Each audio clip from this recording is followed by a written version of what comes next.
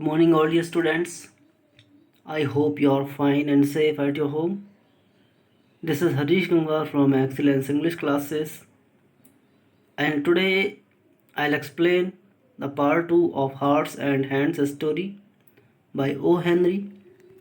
अब तक हमने देखा कि मिस्टर ईस्टर्न और मिस फेयरचाइल्ड दोनों आपस में बातें कर रहे होते हैं।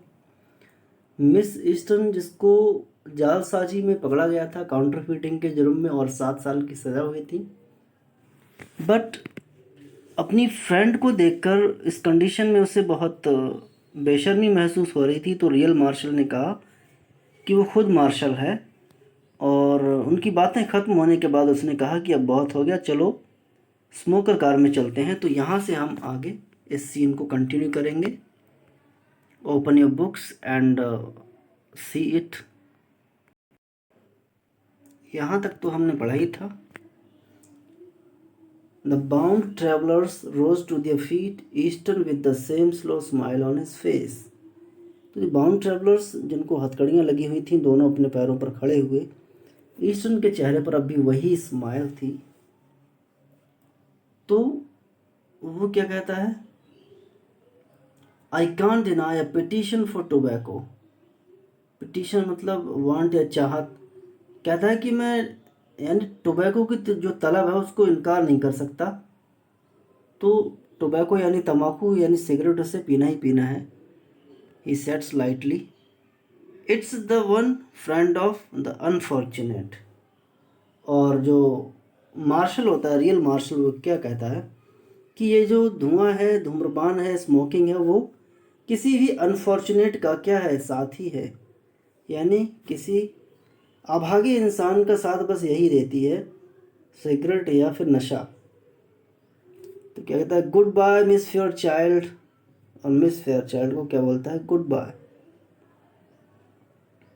Duty calls you know. और मिस्टर ईस्टर्न से क्या कहता है? अब ड्यूटी पे जाना है, तुम जान रही हो, समझ रही हो, ड्यूटी है तो ड्यूटी तो करना ही है। ईस्टर्न इस बात को कहता है, लेकिन वो खुद ही एक कैदी है। लेकिन जब मार्शल ने समझा दिया, उसकी बात को समझ के, उस पर तरस खा के कि उसकी फ्रेंड वहाँ पर बैठी हुई है, तो उसको मार्शल बना दिया। He held out his hand for a farewell. और उसने फेयरवेल के लिए अपना हाथ आगे बढ़ाया।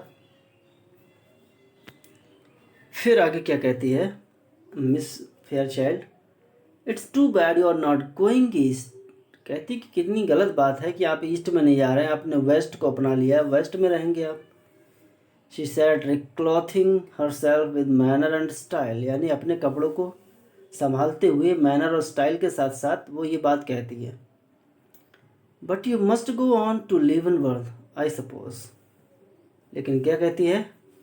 क्या आपको लिव इन वर्थ तक तो जाना ही है, ऐसा मैं सपोज कर रही हूँ। अब सपोज क्या करना है? वो समझती है कि इसे जेल में ले आना है कैदी को, तो mister Easton as a marshal उसको लेकर जाएंगे। लेकिन वो एज अ मार्शल नहीं आता है, वो तो एज अ क्रिमिनल जाता है। Yes, said Easton, I must go on to Leavenworth. क्या कहता है? मुझे तो लिव इन वर्थ जाना ही जाना है। The two man sidle down the aisle into the smoker.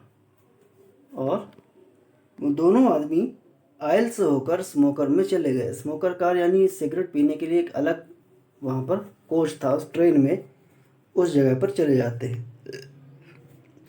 तो यहाँ तक तो उन तीनों की स्टोरी थी। अब इनके बाद उन दो लोगों की स्टोरी है जो इन तीनों लोगों की बातों को बहुत ध्यान से सुन रहे थे। उनमें से एक अब भी कन्फ्यूज़न में था, लेकिन दूसरा वाला सारी बात को समझ जाता है। The two passengers in a seat nearby had heard most of the conversation. यानी जब नियरबाई सीट पर बैठे थे दो पैसेंजर्स, दो लोग, पूरी कन्वर्सेशन उन्होंने सुनी, पूरी बातचीत सुनी थी।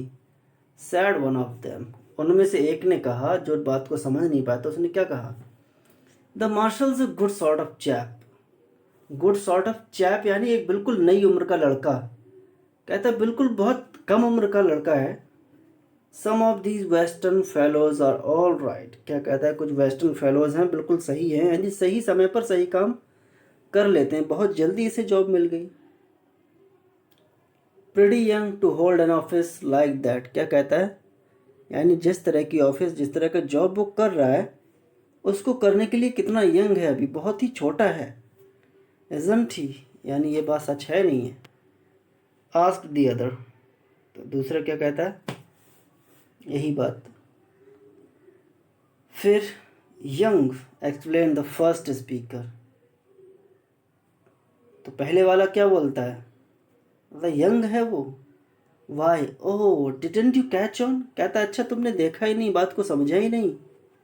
से did you ever know an officer to handcuff a prisoner to her right hand, to his right hand. क्या कहता है, तुमने कभी किसी ऑफिसर को देखा कि अपने राइट हैंड से उसने कैदी को बांधा हो। यानी एक ऑफिसर किसी कैदी को अपने राइट हैंड से नहीं बांधेगा, लेफ्ट हैंड से बांधेगा।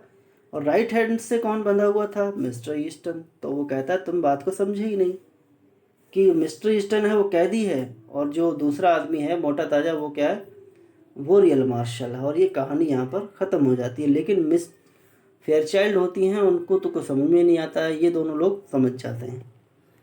Thanks for watching the video, have a wonderful day.